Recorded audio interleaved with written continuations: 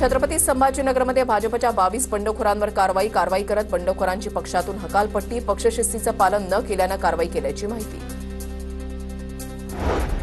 ठाकरेंच्या सेनेकडून पक्षादेश न जुमानणाऱ्या पदाधिकाऱ्यांवर कारवाई, मुंबईमध्ये अपक्ष लढणाऱ्या पदाधिकाऱ्यांची ठाकरेंच्या शिवसेनेतून हकालपट्टी, अनिल परब यांचे विश्वासू शेखर वायंगणकर यांचाही समावेश।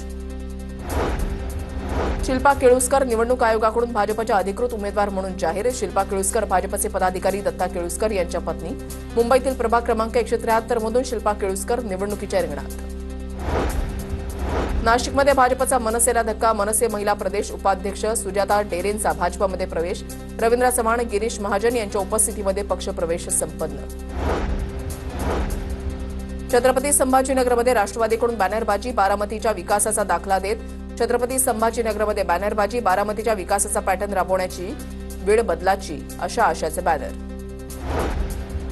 माहितीमध्ये एकमेकांवर टीका नको असं ठरलेलं, दादांनी टीका करायला नको होती, अजितदादांनी आमच्यावर टीका करणं टाळलं पाहिजे, चंद्रशेखर बावनकुळे यांचा इशारा। भाजपच्या केंद्रीय मंत्र्यांनी सुरुवात केली, मोहोळांनी अजितदादांवर टीका केली नसती तर बोलण्याची वेळ आली नसती, रुपाली ठोंबरे पाटलांचा मुरलीधर मोहोळ यांच्यावर निशाणा, मोहोळांना अजितदादा वडीलधारे आहेत, रुपाली पाटलांची प्रतिक्रिया।